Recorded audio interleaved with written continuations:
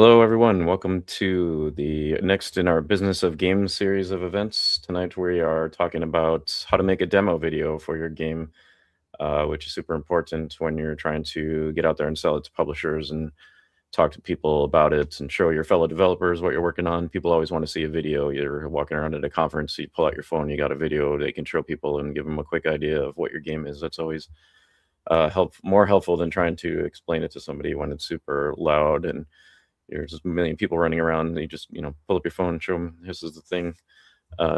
It's really helpful. I'm Tim Cullings. I'm executive director here at Seattle Indies. Seattle Indies is a nonprofit organization. We support the largest community of independent game developers in North America with hundreds of events that we run throughout the year for developers to meet each other, to network, co-work, show their games to the public, get feedback, you name it. And we have a vibrant online community as well as our in-person events. On Discord, we have over 8,000 people on there waiting to meet you, greet you, chat with you about all things game development.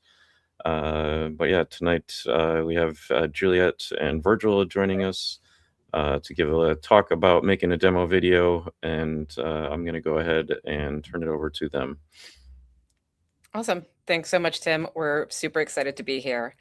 My name's Juliet. Hello, everyone. I think probably what y'all want to know is like, why me? Why do I get to sit here and talk to y'all about doing a demo video? So, probably the most interesting and relevant thing about my career experience has been my time at Wizards of the Coast. I started up as a producer, ended up as a creative manager, and I got to work on a lot of fun, cool stuff with a lot of smart and creative people. I think probably my favorite children project wise has been Midnight Hunt and Crimson Vow. I was a producer for both of those cinematic trailers, and they were tons of fun. I still am very proud of them today. Like I said, I love working with smart and creative and talented people, which is why I'm super excited to be part of the Seattle Indies community and really thankful that we got to be here today with y'all. So I'm going to pass it over to my cohort Virgil, to introduce himself. Thanks. Hi, my name is Virgil. I've been working in various marketing roles since I graduated high school, both in large corporations and very small businesses. And the small businesses have been some of the more exciting things where I've been able to cover lots of different marketing challenges. And gaming has been a hobby of mine for a long time, and more recently I decided that if I want to be happier in my career, I think involving some of my passions would be the best way to do it, which is why I wanted to get involved with indie video game devs to help find and promote and really have the next generation of games be as successful as they can, which is why I partnered with Juliet to help start a marketing firm. We are still in the process of creating that marketing firm, that consultancy to help any devs, but we've been connected with a lot of developers from the Seattle Indies community. It's been really great, which is how we were able to get introduced to Xiaoling and the Business of Games series, which is been going strong, and we're glad to be able to do this virtual pre-workshop engagement for how to demo video. So yeah, from there we can move right into the agenda. Awesome. So today we're going to be talking about what a demo video is and when to demo video. Then we're going to go through a creative brief, which is going to be your North Star for putting together any sort of creative project. This one is going to be a lot more focused on a demo video. It's going to be simplified, so it's not going to be such a deep dive into what a creative brief is. From there, we're going to go into like how to select footage. And then at the end, we're going to talk about what to expect for the in-person workshop. In between segments, we will take a moment to stop and ask questions. So feel free to hit up the chat with your questions, and we'll take a moment for those. And so on to the next. What is a demo video? So, a demo video is a short video that shows how the video game works. It highlights its features and its value proposition. It's a little educational, it's a little promotional. It tells people why they should be interested in getting to know more about your game and its potential. It's not a trailer. It's basically it's a pre-business video. So your video game doesn't have to be perfect or final yet. It just has to show its potential. It has to show like what's exciting about it and why other people should be excited about it and interested in your game. So, like I said, it's not a trailer. But what does it do? Yeah, like I said, it's a why should somebody would want to play this game? And the core question of that is like it shows that your game can be and is fun. It tells potential investors why people should be excited about this game and why they should invest. And it's not just investors that you're looking to get invested in your game. It's also potential other people that want to work on your game. So maybe you need a little bit more help with putting together an edit or figuring out sound effects or um, getting crowdfunding done. Like it's not just publishers that can invest. There are other people that might want to be helpful or interested in helping you to like achieve your vision. Um, yeah, there are different levels of investment, and this video can hopefully get you more of that investment. So I think on to the next slide, please. Okay, so when you're thinking about a demo video like this, one of the like main concepts that we think that you should be thinking about during the making of your demo video are these two things, which is value proposition and product market fit. Sometimes you'll also hear this called as like value prop in general business terms. And so a value prop, we have our definition up here, which is a clear and compelling statement that explains how your game differentiates itself from competitors, solves pain points, or delivers specific benefits. And for our definition here, that order is like in order of importance for us when it comes to games. Excuse me. Because usually it's easier to think about how your game can differentiate itself from other competitors. That solving of pain points and deliver specific benefits when it comes from like the corporate world, there are like more like tangible benefits for those things, but it's not like those concepts don't apply also to your game. But when you think about a game and how it can differentiate itself from its competitors, um, something like a game like Pac-Man. When you like write out the value proposition of a game like Pac-Man, you can say that it's a highly intuitive game. It's very simple and it has this very explainable hunter prey dynamic that you can see on the screen. But then you can flip that hunter prey dynamic with a power up, and then that is the thing that makes it different than all the other games that you can see at the arcade, which is where it was at the time. And then when you get into something like product market fit, you can think about, okay, where does your game live amongst the other games that people are interested in? If you think about back in the 80s where Pac-Man had its heyday in a mall, you know, the product market fit was it's a very simple game that you can pick up, but it's very hard to master. And so when you're at the mall, it's easy for anybody to be able to play that game. And it's got a very neutral kind of tone. So it was widely available for everybody. But then if you move into today's market conditions where everything is digitally distributed, those kinds of market conditions are now looking like definitions from game genres.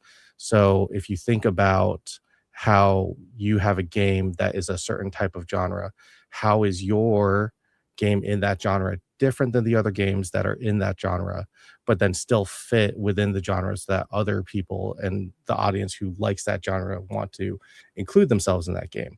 A really good example for this is something like Vampire Survivors. In Vampire Survivors, there are a lot of people who like the flashiness of bullet hell games, but sometimes they're a little bit too difficult for people. And so Vampire Survivors kind of flips the mechanics of that by being the center of the bullet hell rather than trying to dodge all of the bullet hell bullets on the screen. And then with a game like Vampire Survivors, each level is maximum 30 minutes. So for a lot of people, that's a short time investment, which was new ish at the time, but that was able to get that game to have a lot of different players because it was kind of easy to pick up, hard to master, and you didn't have to spend a lot of time in each session playing that game to really get into it. And that was like one of the games that found his own little niche in the market and became a very, very successful game. So when you think about game, how you can explain it, can you write a sentence about the value proposition clearly and write that down and have that so if someone asks you what is your value proposition of your game, you can answer that. What does that product market fit look like? This is not a simple process. It takes a lot of time to come up with a definitive sentence like this, and it will change as you develop your game. But if you haven't thought about this for your game yet, you should be thinking about this because when it comes to making creative decisions around marketing, strategic decisions around marketing, having this in your in your toolbox will be very helpful for you as you move forward. Okay. Cool. So let's see if we have any questions so far.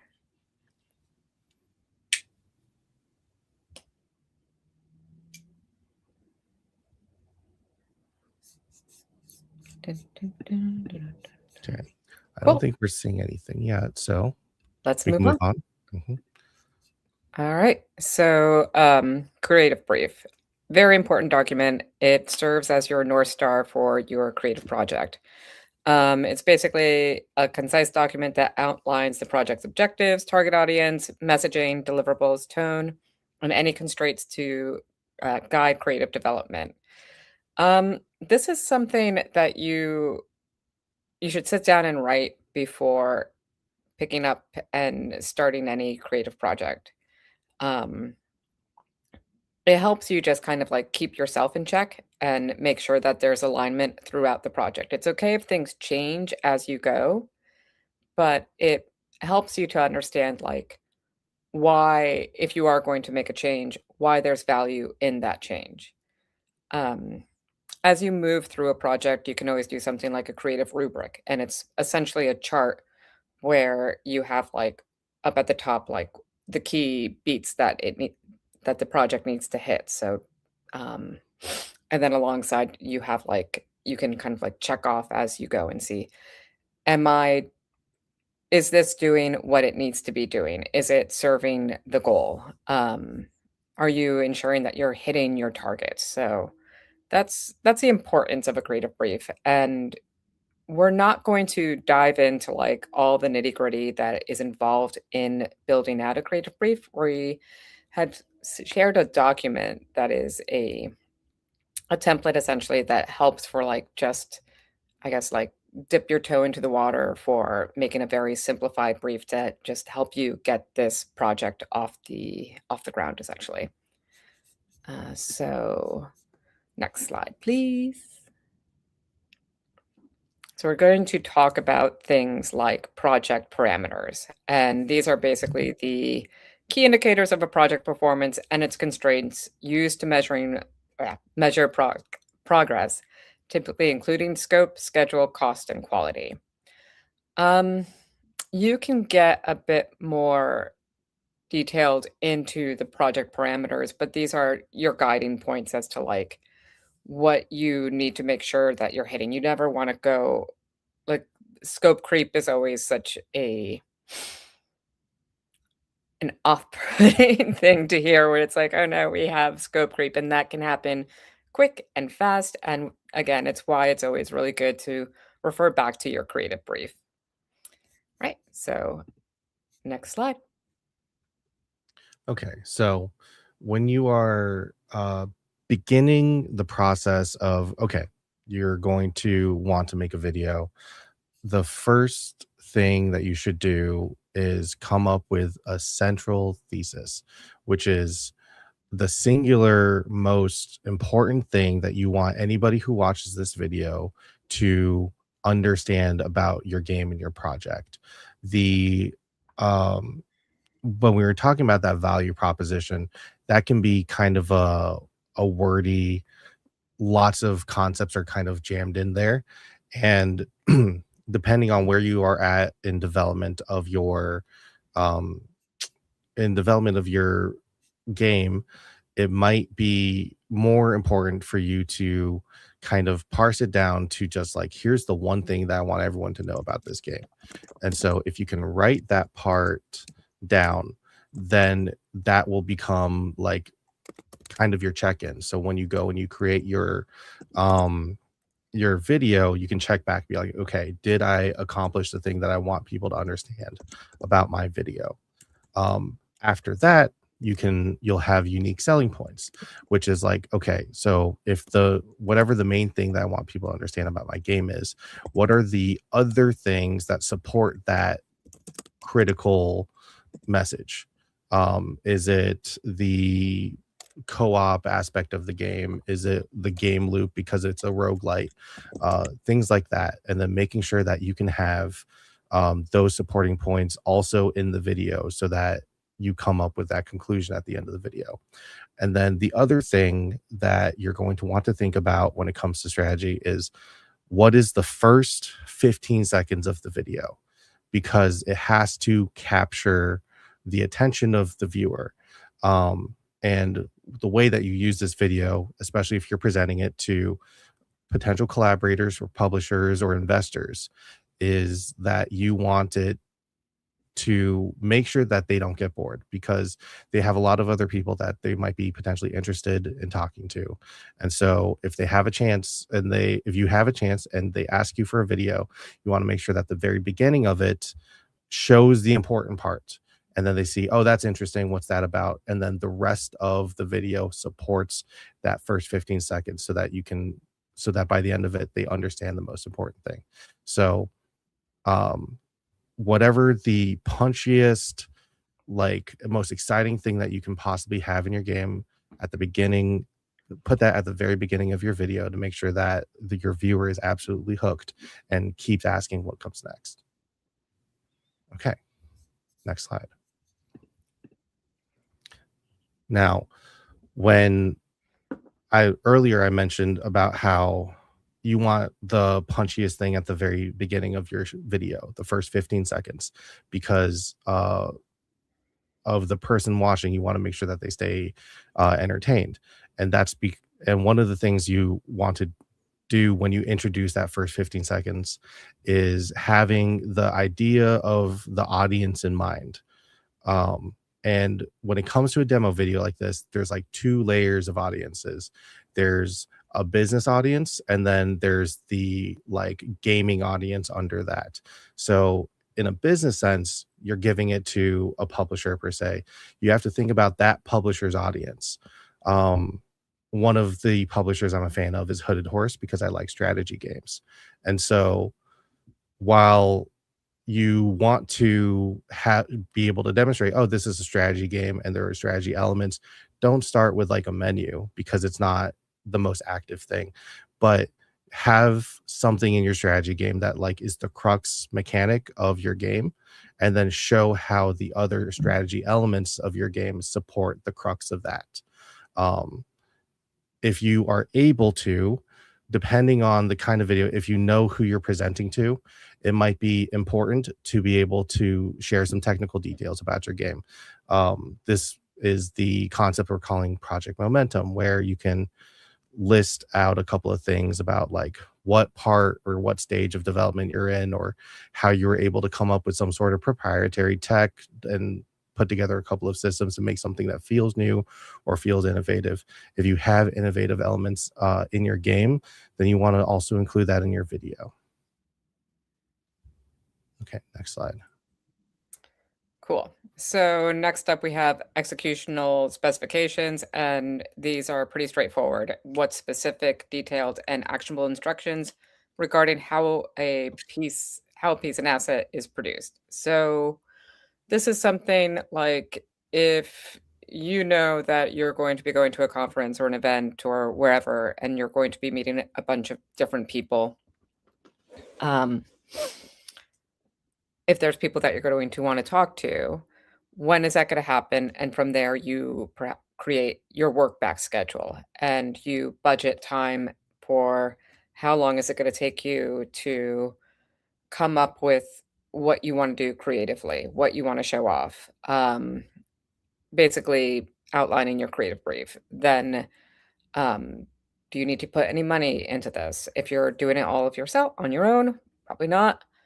Um, and then you can sort of take a look and say like, okay, like where's my footage? What elements do I have to work with that what can I work with? What shows off the value proposition the best? And what what can you do to get an asset out the door that is as highly polished as it can be? It doesn't have to be perfect. Don't let perfect is the enemy of good. You want everything to be great, but you it's also just important that sometimes that you just have something and good is okay. So, what can you do and how can you do it, essentially?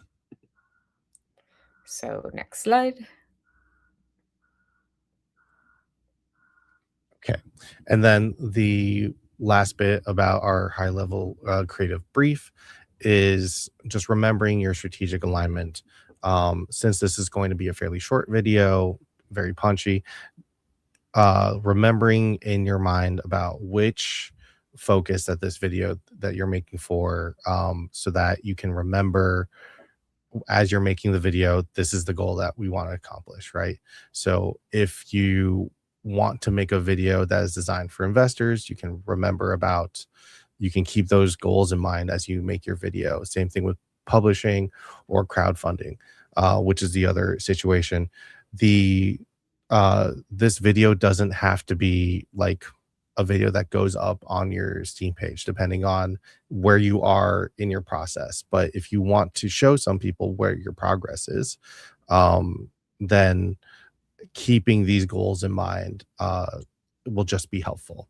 Um, as we move into this next section where we can take some questions, I do want to mention that the last couple of slides about the creative brief, we have made a handout that we can post in the Seattle Indies Discord, so that you have something to work from if you are in the process of making the video. And that way, while you're thinking about your game and you're thinking about your video, you can take that worksheet. It's a fillable PDF. You can start typing in your thoughts.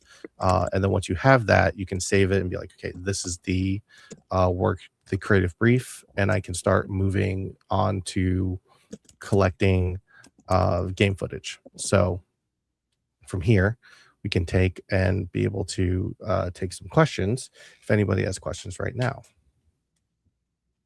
Cool. So, should the video have a voiceover or text on screen, or should it just be straight gameplay? I think that's a great question. There are certain times when having a voiceover on a video is really helpful. And I think that it's always going to come back to what value and what purpose does this serve? So, Mhm. does it help or does it hinder what you're trying to do? Sometimes it's really great to have like a bit of an explanation as to like what you're trying to accomplish. I think that also you need to take into consideration length. So if you want to put a voiceover on your video, and let's say for the most part, the sweet spot for these videos are going to be between 30 and 90 seconds. Um, how much can you say in a voiceover for that game? Mhm. Then you I think one thing that we're going to be talking about later on in the end that can help with pacing, and for these kinds of videos, like, you wanna keep them exciting because you wanna keep the energy high, you wanna keep people interested in it. Um, a voiceover can potentially slow things down. Things like title cards can really be helpful, and we'll go into that in a little bit. So it I guess succinctly, just kind of depends a little bit, like, but keep in mind, like, look at your video objectively and think about, does this help or does this hurt? Mhm. No, I mostly agree with that. I think if you have done some other work about conceptually being able to explain your game, and you have a pretty good pitch that aligns with some of the footage, especially if this is like a very early in the development process game, and you're sending it to somebody like a publisher, that might be helpful to be able to explain, if especially if you're like a solo dev, to explain kind of the amount of work that has gone into the game. But those are decisions that are made in the edit process. And so Mhm. right now, at least the material that we've gone over is just like how to think about your game so that you can translate it eventually into video. And so once you have done the conceptual work, you will be able to know, okay, is this something that we want to do to help explain the game? Because whether or not it'll actually be helpful, like Juliet said. Yeah, and it's always worth giving things a shot and just seeing, like, once you put it together, like, how does it feel? Hmm. Okay, so I think that's it for questions. So let's keep going. Okay. All right, so I think now we're going to talk about how to select footage. Things you always want to keep in mind are going to be value proposition. You want to be really obvious about this. Like, what is it about this game that is interesting, fun? What is going to grab people's attention? What does it bring to the table? Why are audiences going to be invested in it? Um, Creative brief as you're going through your footage, just glance over at your creative brief because that's always going to be your North Star. Like, what is the goal of the video? What are the mechanics that you're wanting to like show off? The features, characters, all those things. And then game feel. So anything that demonstrates good game feel. And you all are devs. So I I think the biggest thing is when it comes to game feels, like also just what makes the emotion of like, "Oh, I'm really into this game." So what are the emotions that you'll have in your gameplay that you can bring into the demo video? And emotion is always such a key thing in I think any creative project. It's the um those like when you see a dog, sorry, maybe this is going off a little bit, but like nobody like why do we love John Wick movies? Because we care about the dog. You get emotionally invested in the dog. So what is that emotional investment when you're looking at footage? Things to keep in mind. Next slide. Okay. So um, once you have selected what parts of your game that you want to record and you want to be able to have as parts of the video, the next thing you need to do is go and record that video. And right now, the thing that everyone has access to, and the program that has like the most information about online is OBS. It's basically the industry standard.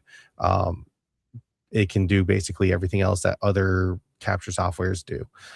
It is just a little bit technically clunky, which is why this slide is so dense with information. What we wanted to do was make it as easy as possible for you to, if you have never captured video via game capture from OBS, like what are the most basic settings that you can do to be able to capture game footage at like a high quality. And I'm going to just go over a couple of those details now. Some of them will be creative and managerial decisions for you. So the first thing that you want to do when you open up OBS is make sure that you know what resolution of game footage you want to capture. Um, so when you go into OBS, you go up to the file and then settings, and then in the video settings section, you'll have two options where it says base canvas and output resolution. To keep it very simple, make sure that these are the same number and either select 4K or 1080. The difference between the two is how big that video file is going to be. For some of us, we only have laptops that we can possibly do any of the editing on. And so while it would be nice to have 4K footage, if you're showing somebody a video on a phone, 1080 is usually good enough for most people, especially if you have, not like super high res graphics. If you're, if you've got like really good pixel art, even 1080 will come out looking very clean. Just so that 4K is going to have like 4 times the pixel density in there, so it's like 4 times the size of a file. Kind of, that's not an exact math on file size, but if you don't have the hardware to be able to edit video of that size, then there's absolutely no shame in, at this point, having a 1920 by 1080 video at 30 FPS and not 60 FPS. We would like 60 FPS because you can show at least how smooth your game is, and a lot of people see 60 FPS as like the base standard for video games, but sometimes we just don't have that ability. And that's like a hardware technical limitation. So it really is up to you to understand how much your computer can handle when it comes to editing this footage later. When it comes to, so the second set of settings that you want to choose is your encoder. And if you have, if it's possible for you to use your graphics card with the most up-to-date encoder with AV1, this will save you a lot of space when it comes to file size. There's two main different kinds of AV1 encoders. There's hardware and software encoders. If you have a graphics card that can handle it, make sure you choose that. The 3 different versions I have there on the screen. So you want to look for NVENC AV1, AMD hardware AV1, or Intel QSV AV1 if you have, for some reason, an Intel graphics card, which it does a really, really, really good job at video encoding. This will make your file sizes actually much more smaller and more portable. But if you don't, use H.265 or H.264, which should be readily available in OBS. There are other kinds of AV1 encoders that are software based, like SVT AV1. Avoid those. Those will be much more difficult for your computer to run. And then when it comes to encoder preset, you want to use P6 or P7 because that'll just give you the most quality in terms of how much information is being sent to the encoder. And then the other thing to consider when it comes to recording video is bitrate, which is how much data you are actually sending to the encoder. So when it comes to bitrate, if you're at 30 frames per second in OBS, where it asks you for your bitrate, what's recommended is if you're at 4K, you want 35,000 kilobits per second. And if you are at 1080, you want 8,000 kilobits per second. If you are recording at 60 FPS, you take that number and multiply it by 1.5 to get the most approximate amount of data. The bitrate, sometimes if you watch Twitch and you're watching a live stream and the videos goes blocky because there's an interruption in the internet quality, that's where you see less bits, and that's kind of what you want to avoid when you are recording video to your hard drive. So this just allows you to make sure that you're sending enough data to the video to make sure it captures all the details. All right. Now, when you go into adding your game, what you want to do is you want to capture from the game capture application capture. Game capture has some more options when it comes to choosing specific things. And the reason why we don't recommend display capture is because it'll actually take data that is being processed through your graphics card or graphics output for your display. So if you have some settings on your display, or there are some things about your display that are that have like different either HDR or SDR settings or color settings. Those might get baked into your video, and that might not be a true representation of how your game looks. So we recommend going from game capture or application capture because it's actually is the shortest path from what your game actually looks like into a video. So you want to when you add a source to OBS, you want to select game capture or application capture.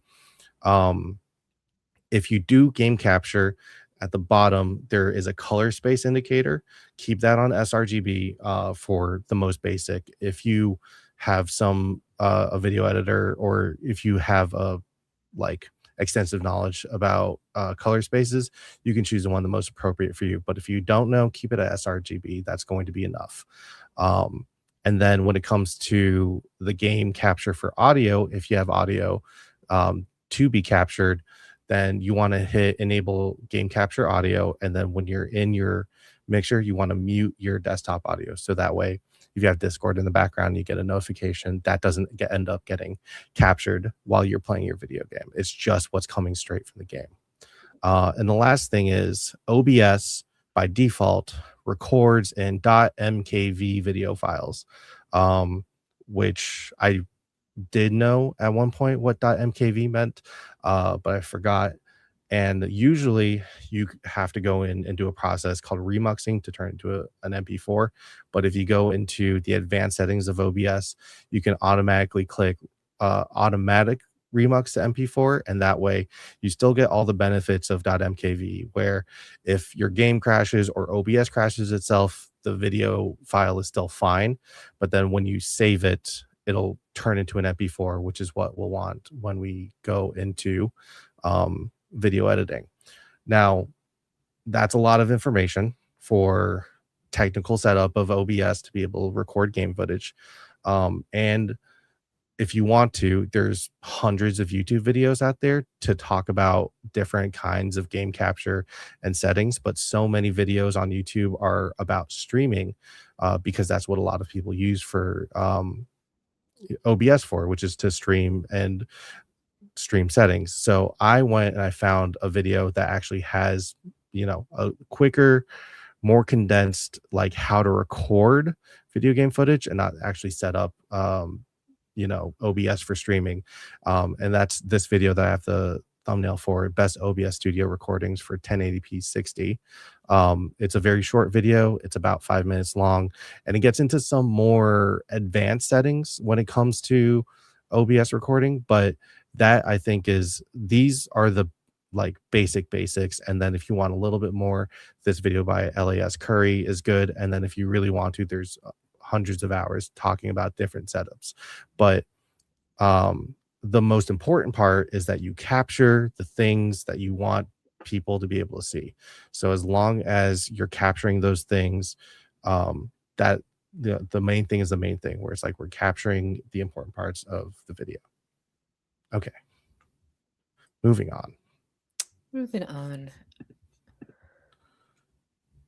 So, really quickly about audio.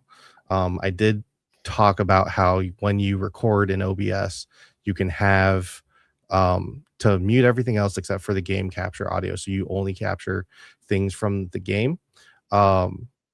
Depending on where you are in development of your game, you might not have music selected yet or a backing track. So when you're thinking about making your demo video, you might want to have like some background music going on for your video so it doesn't feel as empty as it might be.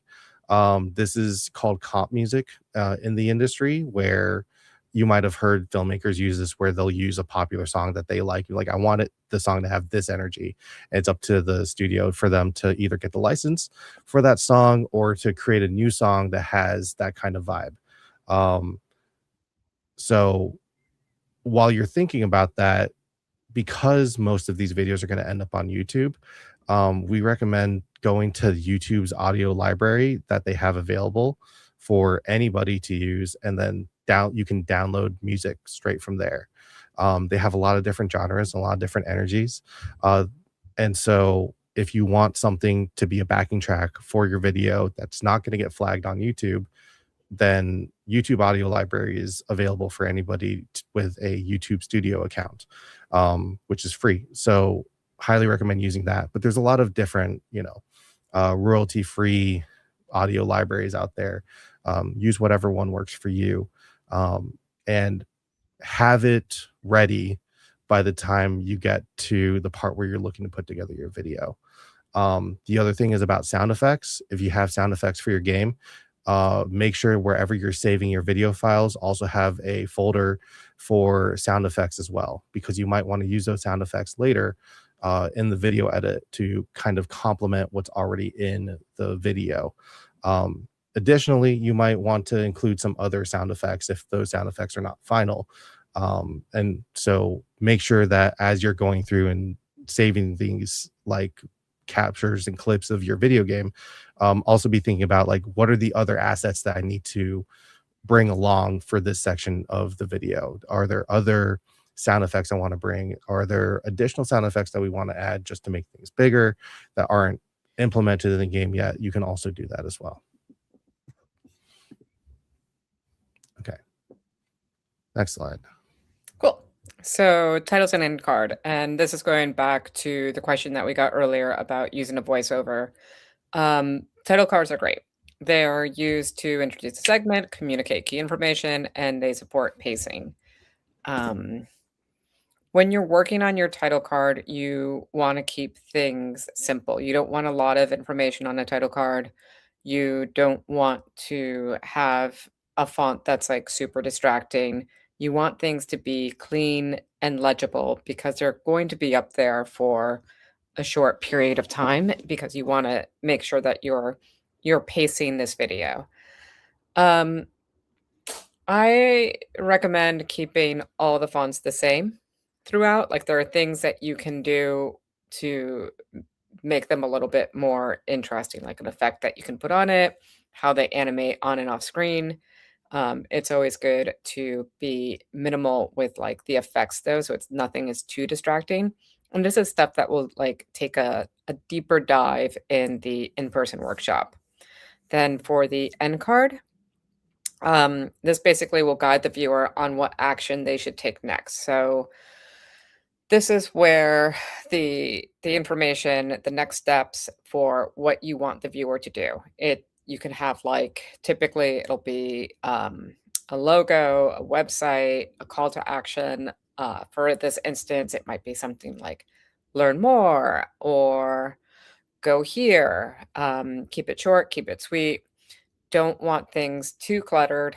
Just want to have like the important key information so the viewer knows like, great, I saw this thing. Now what's next? So those are fun little details that will help the viewer understand what they're looking at and what to do. Next slide, please. Okay, we're gonna give a beat and see if we have any questions. And then we will discuss what's up next.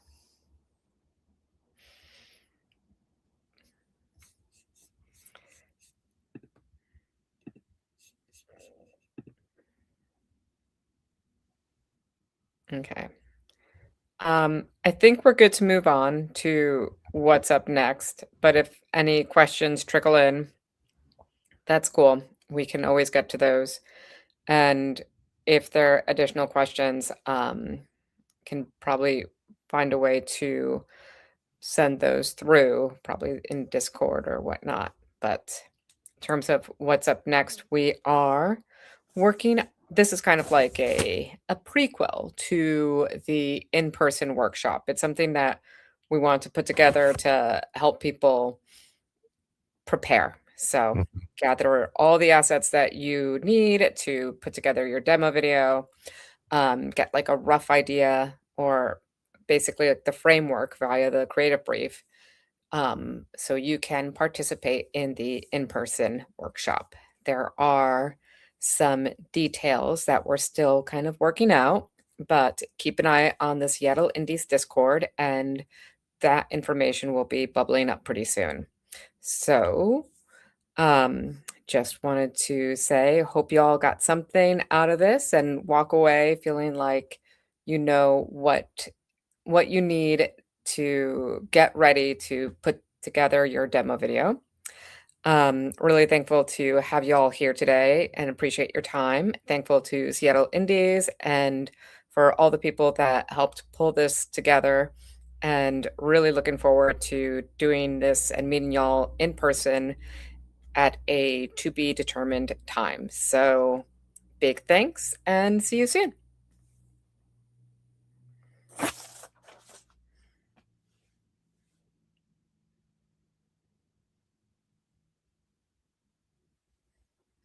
I think you might be muted, Tim. Hardware mute on my mic, that helps. Yeah, thanks for the talk. As you mentioned, we are planning an in-person demo workshop, probably after GDC sometime. Hopefully it'll be taking place on the east side, most likely. We're talking to a couple potential venues, but it's going to be great. We're going to help people out there make demo videos for their games, which are super important. I had a thought about the voiceover question that came up. I remember listening to an interview with the guys who made Darkest Dungeon, who are, based near here, or some of them were based here in Seattle, and how that the original demo video had, like, they just threw some voiceover video into it, and then that became just like iconic for them, and then they ended up hiring the guy, and he's like the voice of the game, and all that just from that demo video that they made, and people saw it and went nuts over it. And so that just kind of talks about the importance of having that kind of stuff in your videos, for sure. Definitely. Yeah. Yeah. Because this is a video that you're making early in your development process, hopefully to help you start thinking about where your game is in the market and how you want to describe your market position. This, like, your development might pivot from making the video, which is like cool to have that understanding about your video. I do just want to say for anybody listening that this video will be available online to be able to watch back if you missed the live stream, obviously.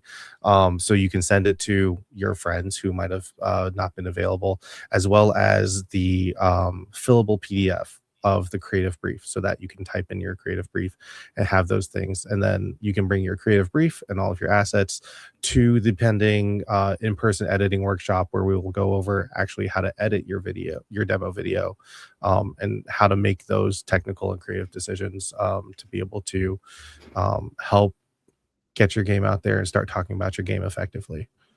Yeah, and this is a high-level creative brief. It doesn't have all the elements that go into a creative brief, but it's a starter. It's baby steps that get you into the next steps of creative briefs, but this is good for what we will be doing. Yeah, thanks. That's super valuable. Some other thoughts that I had was always have whatever you want to show to people downloaded on whatever device you want to show it on, because public and conference Wi-Fi is always terrible. So yeah, that is a once you make that video. That is a great call out. Download everything, test it on different screens. Like, we'll definitely be diving into like more of those things too, because audio is definitely an important thing to think about when you're putting this together as well. Yeah, and headphones are going to be important if you have audio that's necessary.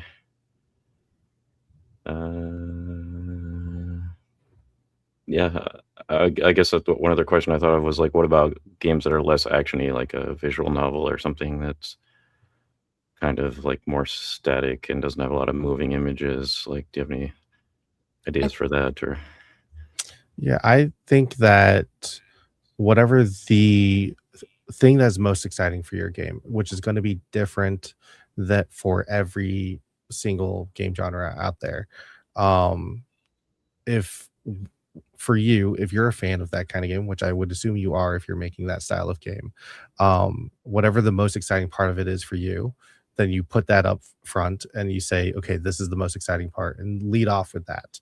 And then when it comes to the rest of the visual novel things, if we're using visual novels as an example, how does the player interact with, you know, text decisions or the characters, and then being able to like support those characters if there's important characters in the visual novel. How do you introduce them in a really short and concise way that says, oh, actually I'm interested in that character, who's that character, I want to learn more, and that's how they want to learn more about that game and kind of include them along. Juliet, do you have any thoughts on that? Yeah, I think there's definitely ways that you can make it feel a lot more exciting. You definitely want to keep the vibe and the tone of the game, but if you have standalone assets like, for instance, like a heart, an axe, a sword, things like that, you can grab those and take a blank title card and have it animate on and just kind of like pop and fill up the screen. You can have your footage, your gameplay footage. You can zoom into one element, then you can like zoom back out, kind of like maybe a little a la Ken Burns. You can do quick cuts. There are different angles you can do. There's like split screens that you can do. You can maybe focus on different characters. So there's a lot of different fun editorial tools that you can use, and you also don't have to have a 90-second long video. It really just depends on like what your creative vision is, and again, look, going back to that creative brief and what it is that you're looking to communicate.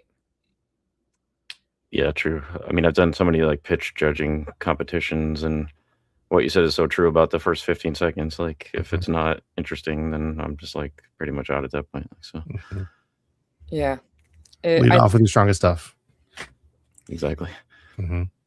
Don't Yeah. bore us, get to the chorus, right? Yeah, I think that's all for me. I don't think we have any more questions, but a lot of people seem to enjoy the talk, so really appreciate it. Like, keep an eye on the Seattle Indies Discord. We'll be posting information about the in-person workshop that we'll be doing. Get everybody ready for that. So yeah, thanks again. Thank you so much for having us. We really appreciate really appreciate everyone's time. Is there a best way to keep in touch with you all, or It might be Or anybody Discord working? right now. Yeah, Discord for now, but we'll kind of like soft launching things at the moment, but Mhm. we'll have more to come as well. Cool. Well, enjoy the rest of your night, and thanks for being here. Thanks again. Thank you, Bye. Tim. Appreciate it. Thanks.